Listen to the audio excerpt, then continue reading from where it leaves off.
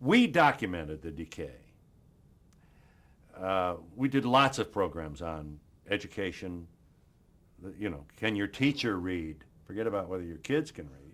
Who's qualified, who isn't? The whole issue of young people and their behavior and the lack of respect for the elders and so on, all took place while we were on the air, and we were there talking about it. And to be sure, not a few folks blame television for accelerating the decay of our culture. Not a few people wrote to us and felt that the world was going to hell and we were leading it there, that we just aggrandize these people. We make heroes out of people who go to jail or perhaps commit a capital crime. We featured the good, the bad, and the ugly. And like a good television show should, in my opinion.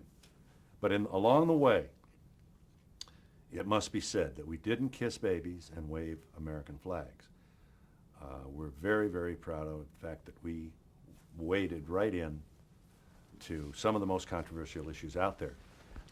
Significant numbers of people resented the appearance of a homosexual on the Donahue show, convinced that if their children saw it, they would catch it. I mean, it's unbelievable, the fear, the loathing, and the ignorance that exists out there. I think less so today than back in the early go with us. I think we are more enlightened now. But I also think our school system decayed during that last 25 years to the point where our own government commission called it a security risk. Really, we should be ashamed of ourselves. We have far too many kids who are in poverty. All of this, I mean, we've always had it, but I think it became worse during the time that we were on the air.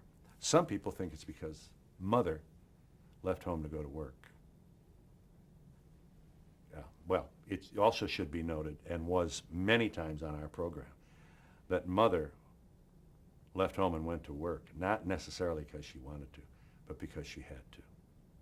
Did you feel then, or do you feel now, that decay that television did?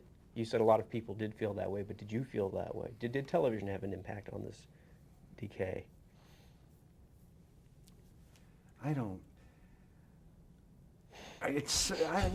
I grew up going with guys, when I was 5 and 8 years old, the males that I associated with, would go bonk, bink, bonk, because we watched the Three Stooges. Bonk, bink. Remember the sound effects? Three Stooges. We behave that way. Well, with computer graphics today, we can blow up helicopters on the movie screen, on the TV screen. We have, with all the software available to us, we can decapitate people. Imagery created on the screen for a young mind. It's hard for television to say it had no influence on the culture, while in the same breath arguing that television is probably the most influential vehicle to move merchandise, to sell goods that's ever been created. Well, if we can move people to buy things through advertising on television, I think it's not unreasonable to suggest that television might have the capacity to move certain unripened minds to engage in antisocial behavior because of what they see on television. What to do? I'm not Solomon. I don't want government bureaucrats deciding what I can watch behind closed doors in all their righteousness.